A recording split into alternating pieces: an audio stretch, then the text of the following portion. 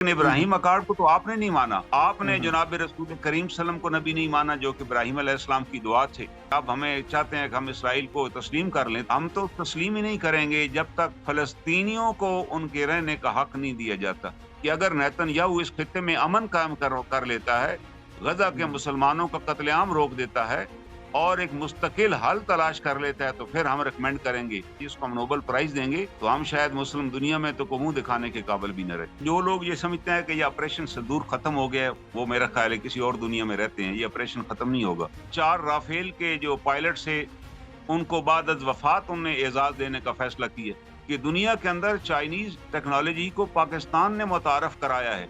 अस्सलाम वालेकुम नाज़रीन, मोहम्मद कज़ाफ़ी एक मतलब फिर हाजिर है नया दौर के प्लेटफॉर्म से। नाज़रीन, हमारे बड़े ही प्यारे गेस्ट कर्नल इनामुर रहीम साहब हमारे साथ मौजूद हैं। अस्सलाम वालेकुम सर। जी वालेकुम सलाम जनाब, कैसे मिजाज हैं आप? खैरियत से हैं? सर मैं ठीक। अच्छा सर, इब्राहिम अकॉर्ड की बड़ी बातें चल रही हैं। ख्वाजा आसिफ ने पहले तो कहा कि हमें सोचना चाहिए, लेकिन बाद में इनकार भी कर दिया। इसका थोड़ा सा बताएं ना, इसकी तारीख बताएं, और इब्राहिम अकॉर्ड असल में है क्या है, और क्या पाकिस्तान इसमें शामिल हो सकता है या नहीं। दरअसल इब्राहिम अकार्ड ये है कि एक नया विशोशा यहूदियों ने शुरू किया है। हालांकि हम मुसलमान तो इस बात को पहले ही मानते हैं कि हम हम्म। सब जो हैं हजरत इब्राहिम अलैहिस्सलाम की सुन्नत को मानने वाले हैं। कुरान ने भी यही कहा कि आपके लिए उस्वा इब्राहिम के अंदर एक सुन्नत है और इस हजरत इब्राहिम को हम फॉलो करें। हम अपनी हर नमाज में जनाब हम्म। इब्राहिम अलैहिस्सलाम और उनकी आल पर दरूद भेजते हैं। और हम्म। ये वो लिंक है हमारा जो अहले किताब के साथ है। और कुरान ने हम्म। भी ये कहा कि इनको अपनी तरफ बुलाइए, उस एक कलमे की तरफ, सवाउम बैनना व बैनकुम, जो हमारे और उनके दरमियान एक एक कलमा वाहिद है, वो है कि एक अल्लाह की इबादत करना।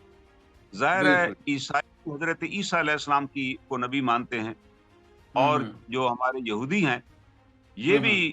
जनाब इब्राहिम अलैहिस्सलाम को नबी मानते हैं, ईसा अलैहिस्सलाम को भी नबी मानते हैं। लेकिन ये दोनों जो मज़हब हैं जनाब हम्म। रसूल करीम सल्लल्लाहु अलैहि वसल्लम का इनकार करते हैं। जबकि हम्म। मुसलमानों को ये अहमियत हासिल है कि हम तमाम अंबिया को नबी मानते हैं। तो जी अभी हम्म। वो कहते हैं कि जी जो जो लोग हैं जो इब्राहिम अलैहिस्सलाम को नबी मानने वाले हैं, वो उनका एक हम्म। कंसेप्ट है, उनको इकट्ठे होना चाहिए। पहली बात हम्म। ये है कि आप इब्राहिम अकार्ड को तो हम मानने वाले हैं कि हम इब्राहिम अलैहिस्सलाम को मानते हैं, उनकी औलाद को नबी मानते हैं, उनकी उसी तरह तकरीम करते हैं और सुन्नत इब्राहिम हमारे लिए एक सुन्नत है जिसको हम फॉलो करते हैं। लेकिन हम्म। इब्राहिम अकार्ड को तो आपने नहीं माना, आपने हम्म। जनाब रसूल करीम सल्लम को नबी नहीं माना जो कि इब्राहिम अलैहिस्सलाम की दुआ थे। हजूर बिल्कुल। सल्लल्लाहु अलैहि वसल्लम से जब खुतबा हुज्जतुल विदा का मौका आया तो एक बद्दू वहां पर आया। वो बड़ा हम्म। दूर दराज के किसी इलाके से हज करने आया था। उसने एक बहुत बड़ा हजूम देखा, लोगों को देखा। हम्म। उन्हें बताया गया कि आज हमारे आखिरी नबी का यहाँ खिताब है, तो वो आपके पास आया और उसने हम्म। आपसे आकर पूछा कि नबी क्या होता है और आप कौन नबी हैं? तो जनाब रसूल करीम सल्लम ने फरमाया कि मैं तुम्हारे अबू इब्राहिम की दुआ हूँ। ये अरब के हम्म। बदुओं को पता था कि इब्राहिम अलैहिस्सलाम ने यहाँ दुआ मांगी थी, रब्बना वबअस फीहिम रसूलन मिनहुम यतलू हम्म। अलैहिम आयातिही। ऐ इलाहुल आलमीन, इनके अंदर एक रसूल भेज जो इनको तालीम दे, इनको हम्म। इबादत का ढंग सिखाए, इनकी इस्लाह करे। आपने कहा हम्म। मैं वही इब्राहिम की दुआ है जो 4000 साल पहले अल्लाह ने कबूल की। तो देखा जाए हम्म। तो इनको तो इब्राहिम अलैहिस्सलाम की दुआ है आप, हम इब्राहिम हम्म। अलैहिस्सलाम की सुन्नत पर चलने वाले हैं, तो आप हमारी बात माने। न कि अब हम्म। आपने देखा कि आप हमें चाहते हैं कि हम इसराइल को तस्लीम कर लें। तो उन्होंने कहा जी जो इब्राहिम अकार्ड के लोग हैं, जो इब्राहिम हम्म। अलैहिस्सलाम को नबी मानते हैं, और कुरान और उनके बारे में ये भी कहा गया हजूर अलैहिस्सलातु वस्सलाम के अबू इब्राहिम, कि तमाम हम्म। नबी जो बाद में आएंगे दुनिया में वो इब्राहिम अलैहिस्सलाम की नस्ल में से अल्लाह ताला ने जारी फरमाए। बिल्कुल लेकिन बिल्कुल। आज इस बहाने पे कि वो जो भी मानने वाले हैं वो इसराइल को तस्लीम कर लें, उसके लिए सऊदी अरब भी तैयार होगा, कतर भी तैयार हम्म। होगा, मिडल ईस्ट भी तैयार होगा। हमें उसका हिस्सा नहीं बनना, क्योंकि हमारी हम्म। तो कमिटमेंट डे वन से है। कायद-ए-आज़म रहमतुल्लाह अलैह ने जब पाकिस्तान की बुनियाद रखी, तो सबसे हम्म। पहले उन्होंने फ़लस्तीन के बारे में कहा कि ये खित्ता, इस पर फ़लस्तीनियों का हक है। ये उन्हीं की बिल्कुल। हुकूमत होगी। अगर यहूदी वहाँ रहना चाहते हैं तो बतौर शहरी रहें, उनके सारे हकूक हासिल होंगे। तो हम्म। हम तो तस्लीम ही नहीं करेंगे जब तक फ़लस्तीनियों को उनके रहने का हक नहीं दिया जाता। और हम तो इस हम्म। बात के कायल हैं कि बैतुल मुक़द्दस जो है वो फ़लस्तीन के पास हो और वहाँ हर मज़हब का आदमी आ सके, इसराइली हो, यहूदी हो या चाहे ईसाई हो, बिल्कुल। उस सबका हक है वहाँ पर आएँ। और जब तक हम्म। ये शहर मुसलमानों के पास रहा, तमाम मज़हब को हक हासिल था वो वहाँ आते। حضرت हम्म عمر رضی اللہ تعالیٰ عنہ کو اللہ نے یہ اعزاز بخشا کہ بیت المقدس ان کے دور خلافت میں فتح ہوا اور بغیر جنگ کے فتح ہوا. हम्म آپ جب وہاں پہنچے، جب وہ بیت المقدس کو گھیر تمہاری فوجیں وہاں پہنچ گئیں، تو وہاں کے हम्म جو شہر کے انچارج تھے اور ان کے بڑے جو پادری تھے، اس نے کہا جی اگر آپ کا خلیفہ یہاں پر آئے ہم بغیر हम्म لڑے چابیاں دے دیں گے. تو یہاں हम्म مشاورت ہوئی تو کئی لوگوں کا خیال تھا کہ آپ کو ماض جنگ پر اتنا دور نہیں جانا چاہیے. حضرت عمر رضی हम्म اللہ تعالیٰ نے فرمایا کہ نہیں، انسانی جان قیمتی ہے، چاہے وہ عیسائی کی جان ہو یا مسلمان کی. اگر یہ شرط ہے کہ میں آؤں اور جنگ بند ہو جائے گی، انہوں نے فرمایا میں جاؤں گا. آپ اندازہ لگائیں کہ وہ مدینہ हम्म طیبہ سے روانہ ہوئے اور یہ پورا خطہ کراس کر کے وہ بیت المقدس پہنچے، اور جن کے बिल्कुल پاس ایک غلام تھا اور ایک اونٹ تھا اور باری باری سوار ہوتے تھے. وہاں جب پہنچے تو اس وقت غلام کی باری تھی اور آپ پیدل چل رہے تھے. انہوں نے پوچھا کہ یہ تمہارا خلیفہ کہاں پر ہے؟ انہوں نے کہا وہ جو اونٹ کے آگے چل رہا ہے. اور انہوں نے کہا یہ اونٹ پر کون سوار ہے؟ کوئی بزرگ آپ کا نہیں؟ انہوں نے کہا یہ اسی کا غلام ہے، کیونکہ خلیفہ اپنا ایک ہی ان کو اونٹ اتھرائز تھا، وہ لے کر روانہ ہوئے اور یہ غلام ان کے ساتھ ہے. تو آپ کے اس وقت لباس پر 14 پیوند لگے ہوئے تھے. جب آپ وہاں جانے لگے تو صحابہ نے کہا آپ بہتر لباس بے تن کر لیں. آپ نے کہا نہیں، میں ان کو دکھانے کے لیے نہیں، یہ لباس میرا اپنا ہے ذاتی، میں یہی پہن کے جاؤں گا.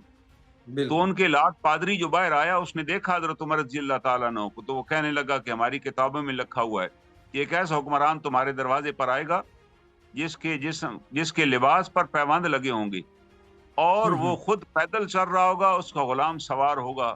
تو ہمیں بتایا گیا کہ وہ جب آ جائے تو اس سے نہ لڑنا، اس سے تم جیت نہ سکو گے. ان نے بغیر لڑے چابیاں دے دی. حضرت عمر رضی اللہ تعالیٰ نے ان کو تاریخی طور پہ امن عطا کیا. ان کو کہا کوئی تمہارا وہاں خون نہیں بہایا جائے گا، آپ کو حق حاصل ہے، آپ شہر میں رہیں، عبادت کریں. انہوں نے حضرت عمر کو دعوت دی کہ آپ ہمارے مین چرچ جو ان کا وہاں پر تھا اس میں آپ تشریف لائیں. حضرت عمر وہاں اس چرچ میں بھی گئے، اس کو دیکھا، اور اس چرچ کے دوران نماز کا ٹائم ہو گیا اور آپ نے نماز پڑھنا چاہیے. تو وہاں کے پادری نے کہا جی ہمارا جو چرچ ہے، اس کا جو گراؤنڈ ہے، جو سین ہے، اس کا کورٹ یارڈ، آپ یہاں نماز ادا کریں، ہمیں کوئی اعتراض نہیں ہے. تو عمر نے کہا کہ نہیں، میں یہاں نماز نہیں پڑھوں گا، کیونکہ اگر میں نے یہاں نماز پڑھی تمہارے اس سین میں تو ہو سکتا ہے میرے بعد میرا لشکر اس کو عبادت کی جگہ بنانے کی کوشش کرے اور تم تنگی میں پڑ جاؤ. میں یہاں نماز نہیں پڑھوں گا. آپ اس سے باہر نکلے اور چرچ کے ساتھ جو کھلا گراؤنڈ تھا وہاں آپ نے نماز پڑھی. بعد میں وہاں پر مسلمانوں نے جب آپ واپس آ گئے تو مسجد قائم کر دی. وہ مسجد عمر آج بھی موجود ہے.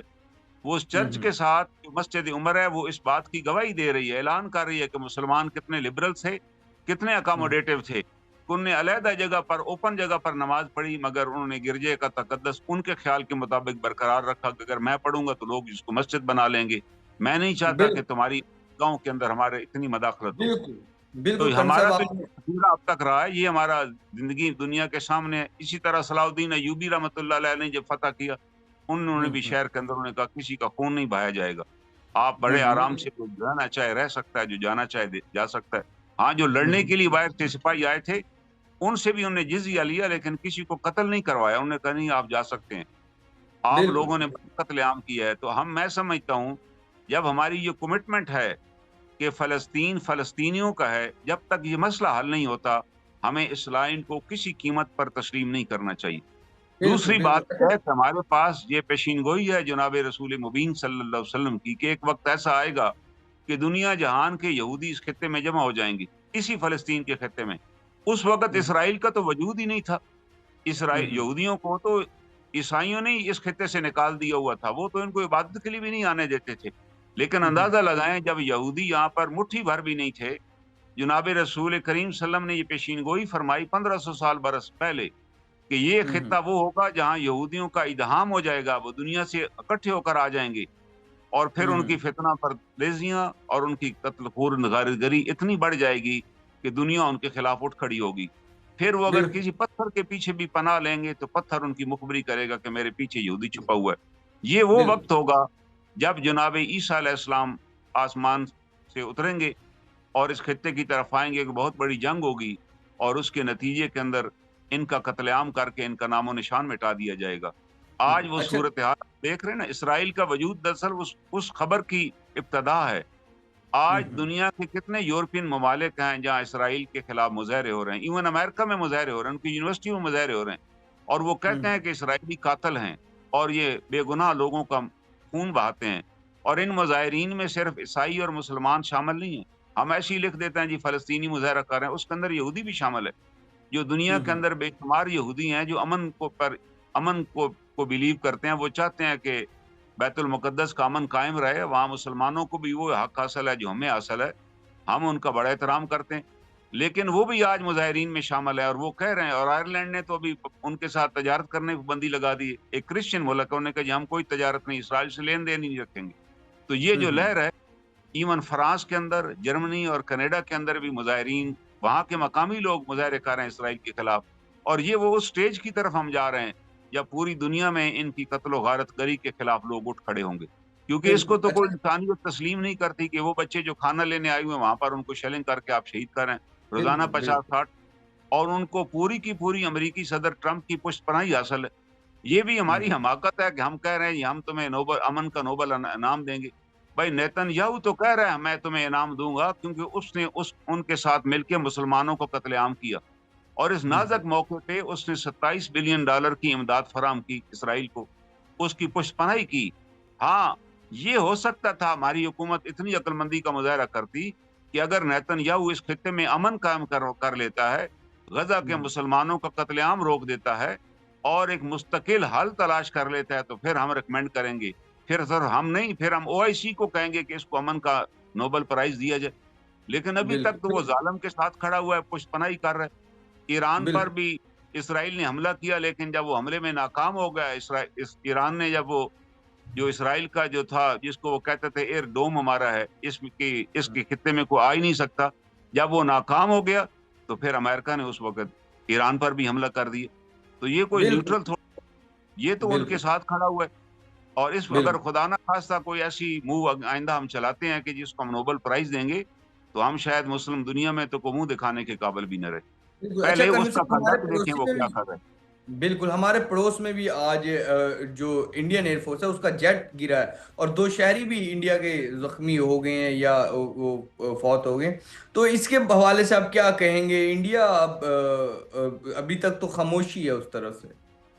دیکھا جائے جو لوگ یہ سمجھتے ہیں کہ یہ آپریشن سندور ختم ہو گیا ہے، وہ میرا خیال ہے کسی اور دنیا میں رہتے ہیں، یہ آپریشن ختم نہیں ہوگا۔ جب سے ہوں پاکستان بنا ہے اس وقت سے انڈیا کے ساتھ ہماری کوئی نہ کوئی چپکلش چل رہی ہے۔ انڈیا ہر ہوں وقت، پاکستان بنتی جو پہلی عید آئی تھی اس وقت بھی انڈین ایئر فورس کے طیاروں نے پاکستان کے اندر مداخلت کی، اور پاکستان کی ایئر فورس ابھی ابتدائی زمانے تھے اس وقت بھی انہوں نے انڈیا کا وہ طیارہ پاکستان کی حدود میں مار گرایا۔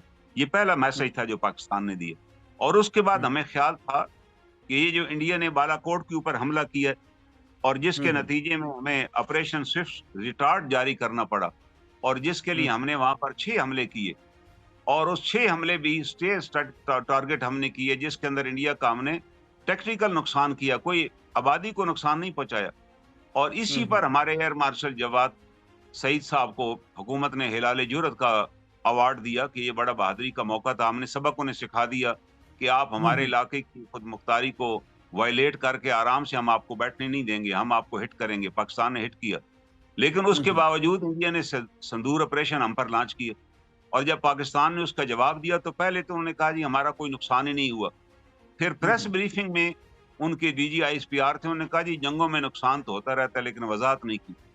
پھر ہوں بعد میں سوامی سبرامنیم نے کہا، مانا کہ نہیں ہمارے 5 طیارے مارے گئے، گرا لیے گئے، اور اب وہ تسلیم کر گئے ہیں، کیونکہ انڈیا کے اندر ان کی فوج کے اندر بہت پریشر پڑا کہ ہمارے اتنے لوگ مارے گئے ہیں، آپ نے ان کی قربانی تسلیم نہیں کی تو کل کون جا کر بالکل لڑے گا؟ نتیجتاً بالکل اب انہوں نے مان لیا ہے، اور انہوں نے یہ بھی 4 رافیل کے جو پائلٹ سے ان کو بعد از وفات انہوں نے اعزاز دینے کا فیصلہ کیا۔ پھر اس کے ہوں بعد ان کا جو S-400 سسٹم تھا دفاعی نظام جس کو پاکستان نے تباہ کر دیا تھا، اس کے آپریٹرز کو بھی ابھی انعام دینے کا انہوں نے فیصلہ کیا۔ پاکستان بالکل نے دراصل 3 ایڈوانسڈ ایئر بیسز جو ان کے تھے، آدم پور، پٹھان کوٹ اور سری نگر، جہاں سے وہ ہوں پاکستان کی سرویلنس کرتے تھے، اور یہیں سے اسرائیل کے ساتھ مل کے ایک دفعہ انہوں نے پروگرام بنایا تھا پاکستان پر حملے کا، ان تینوں کو پاکستان نے مفلوج کر دیا ہوا ہے، وہاں سے وہ کوئی کاروائی نہیں کر سکتے۔ وہاں تک آئے ہوئے رافیل طیارے ان کو تو اپنی ڈائریکشن کا ہی نہیں پتہ چلتا تھا کہ ہمیں آگے کہاں پر جانا۔ تو یہ بہت ہوں بڑا سبق تھا جو پاکستان نے انہیں سکھایا کہ اگر آپ کو ایسی حرکت کریں گے تو آپ اس کا نتیجہ یہ نہیں ہوگا کہ ہم خاموش بیٹھے رہیں گے، وی ول ریسپونڈ۔ اور جب امریکہ نے دیکھا کہ انڈیا کا اتنا بڑا نقصان ہو گیا، کیونکہ اگر انڈین، اور یہ تمام طیارے ہم نے انڈیا کی حدود میں گرائے، یہ ایک پاکستان کی بہت بڑی کامیابی تھی، اور یہ امریکہ کو بھی پتہ چل گیا اگر یہ سلسلہ جاری رہا تو پاکستان انڈیا کی ایئر فورس جب اپنے بیسز سے اڑے گی، یہ ان کو ہٹ کریں گے تو یہ بالکل ان کو مفلوج کر دیں گے. وہ ان کو بھی زندہ رکھنا چاہتے ہیں. تو پھر امریکہ نے مداخلت کی انڈیا کی ریکویسٹ کے اوپر کہ ہماری جنگ بند کرائی جائے، اور پھر جنگ بند ہوئی. آج آپ دیکھیں نا، چائنا کا جو ایئر چیف ہے وہ پاکستان آئے ہوئے، اور انہوں نے آ کر ایئر ہیڈ کوارٹر میں ملاقات کی ہے. اور اس لیے وہ آئے کہ انہوں نے ان کا شکریہ ادا کیا پاکستان کا کہ دنیا کے اندر چائنیز ٹیکنالوجی کو پاکستان نے متعارف کرایا ہے. اور یہ پاکستانی پائلٹس کی مہارت ہے اللہ تعالیٰ کی فضل و کرم سے، جن نے ثابت کیا کہ we are capable to use any weapon. کوئی بھی ویپن جو ہوگا ہم بنانے والوں سے بھی بہتر استعمال کر سکتے ہیں. دوسرا، پاکستان ایئر فورس دنیا کی وہ یونیک ایئر فورس ہے جو جس کا اپنا میزائل ٹیکنالوجی کا پروگرام ہے، جس کا اپنے ایئر بلڈ کا پروگرام ہے، جہاں ہمارے طیارے تیار بھی ہوتے ہیں، تعمیر کیے جاتے ہیں، پھر ری بلڈنگ ہوتی ہے ان کی. یہ سارے پروجیکٹ پاکستان چلا رہا ہے، اور ظاہر ہے جو بھی ریکوائرمنٹ ہوتی ہے اس کے مطابق وہ کیپیبلٹی ان تیاروں کے اندر لگائی جاتی ہے، اور بڑے طریقے سے. اور جس کا نتیجہ ہے کہ چائنا کی جو مارکیٹ ہے وہ بہت اونچی چلی گئی ہے. ایون فرانس کے صدر کو جانا پڑا ملائیشیا میں، جب ملائیشیا ان کے جو فرانس کے طیارے تھے اس کی ڈیل کینسل کرنے لگا، تو فرانس کے صدر کو خود جانا پڑا کہ یار اگر آپ نے ڈیل کینسل کر لی تو ہمارے ساتھ تو کوئی اور سودا ہی کوئی نہیں کرے گا. رافیل کی ڈیل تھی، تو تب جا کر وہ بچی. لیکن انہوں نے کہا جی آئندہ ہم چائنیز اکوپمنٹ خریدیں گے. یہ کریڈٹ پاکستان کو جاتا ہے کہ پاکستان نے دنیا میں چائنیز اکوپمنٹ کی دھاک بٹھائی اور بتایا کہ یہ طیارہ نہیں میٹر کرتا، it is the man behind the gun who matters. کہ ہمارے پاس ہمارے جو پائلٹس ہیں وہ اتنے کمیٹڈ ہیں، اتنے بہترین اور ٹرینڈ ہیں کہ وہ اپنی جان کی بھی پرواہ نہیں کرتے. وہ جب روانہ ہوئے اپنی وصیت لکھ کر گئے تھے کہ جی ہم نے واپس نہیں آنا، ہم جا رہے ہیں. تو یہ جذبہ جو تھا یہ جذبہ ہمارے کام آیا اللہ تعالیٰ کے فضل و کرم سے. اللہ نے ہمیں کامیابی دی. لیکن ہمیں اور بھی ویجیلنٹ رہنا ہے. اگر کوئی آدمی یہ سمجھتا ہے کہ وہ سندور آپریشن ختم ہو گیا، حالات نہیں. ہمیں ہر صورت میں قرآن پاک کا جو حکم ہے خذوا حذرکم، کہ اپنا بچاؤ کیے رکھو، وی مسٹ ریمین الرٹ. ہر صورت میں ہمیں الرٹ رہنا چاہیے. اور ہماری موجودہ قیادت جو ہے، ملٹری لیڈرشپ ہے، وہ پوری طرح الرٹ ہے. وہ سمجھتی ہے اس بات کو کہ ہم نے how to we have to counter the India, کیسے ہم نے اس کو کاؤنٹر کرنا ہے. اور اس وقت آپ دیکھیں مسلم دنیا ہمارے ساتھ کھڑی ہوئی ہے. آج 9 جون ہے، اور اس وقت ٹرکی کا وزیر دفاع بھی پاکستان آئے ہوئے ہیں. انہوں نے بھی ایئر کوارٹر وزٹ کیا، اور پاکستان کی تیاریاں اور ان کو دیکھ کے انہوں نے بڑے حیران ہوئے اور متاثر ہوئے اس سے. انہوں نے بھی اسی طرح آذربائیجان نے اس جنگ کے بعد $2 بلین کے معاہدے ہمارے ساتھ کیے، جس میں ہم نے انہیں اکوپمنٹ دینا ہے، ہم نے ان کو ٹریننگ پرووائڈ کرنی ہے، اور اگلے 20 سال تک پاکستان کا ان کے ساتھ ڈیفنس کا یہ جو معاہدہ ہے یہ 20 سال تک قابل عمل ہوگا. اس دوران ہمارے ہزاروں لوگ آذربائیجان جائیں گے جو ایئر فورس سے ریٹائرڈ اور سرونگ ہے، وہاں جا کر ان کو ٹریننگ دیں گے، وہاں ان کی تربیت کریں گے. تو ایک پاکستان کو اللہ نے ایک بہت بڑا موقع دیا. سینٹرل ایشین اسٹیٹ جو ہیں، سینٹرل ایشین اسٹیٹ کے پاس تمام وسائل ہیں، نہ تو ان کو رشیا کو اسلحہ دینا چاہتا ہے اور نہ امریکہ. تو یہ اور اب ان کی ساری ڈیپینڈنس پاکستان پر ہے، اور انشاءاللہ تعالیٰ پاکستان ان کی تمام ضرورت پوری کرے گا. پہلے بھی مڈل ایسٹ کے اندر پاکستان نے نہ صرف اپنے پائلٹ بھیجی، پاکستان کے ہی پائلٹ تھے جنہوں نے جارڈن میں اسرائیلی طیاروں کو گرایا. پاکستانی پائلٹ تھے جنہوں نے سیریا میں جا کر کارروائی کی، سیریا کے اندر اسرائیل کے آنے والے جہازوں کو گرایا. تو یہ اعزاز ہے ہمارا، اور یہ ہمارا ریلیشن شپ ہے کہ کسی بھی دشمن مسلمان ملک کے اوپر اگر اسرائیل کی طرف سے حملہ ہوگا تو ہمارے پائلٹ ضرور وہاں جائیں گے اور ہم ان کی مکمل مدد کریں گے. اور یہ مدد جو ہے اس کے بعد کو بات کرے اس ابراہیم اکارڈ کی کہ ہم تسلیم کر لیں گے، تو یہ آؤٹ آف کوشچن ہے. اس کا مطلب ہے ہمیں جناب رسول کریم صلی اللہ علیہ وسلم کی پیشین گوئی پر ایمان ہی نہیں ہے کہ جی ہم پہلے اسرائیل کو مان لیں تاکہ پتہ چلے کہ ہم حضرت عیسیٰ علیہ السلام کے خلاف جو رش کر رہے ہیں ہم اس کے اندر کھڑے ہوئے ہیں. جناب ہم نے ان کو کسی صورت میں بصیرت پاکستانی اور پاکستانی عوام کے اندر سے اتنا ریئیکشن آئے گا کہ یہ گورنمنٹ اسٹے ہی نہیں کر سکے گی اگر اسرائیل کو انہوں نے تسلیم کرنے کی بات کی. یہ بڑا ٹچی پوائنٹ ہے، اور حکومت سے وہ مشورہ دیتے ہیں کہ ایسا کوئی کام وہ نہ کرے. بالکل کرن صاحب آپ ٹھیک کہہ رہے ہیں. ابراہیم اکارڈ کے حوالے سے یہ ممکن ہی نہیں ہے، کہ یہ ہو ہی نہیں سکتا کہ ہم کسی بھی طرح اس میں شامل ہو جائیں اور اسرائیل کو تسلیم کر لیں. اور دوسری جانب انڈیا کا ساتھ جو کیا ہے وہ آپریشن سندور سے تو اب ختم تو نہیں کیا، لیکن اب کچھ کرنے کے قابل نہیں رہا. پاکستان نے ایسی صورتحال انڈیا کے لیے بنا دیا.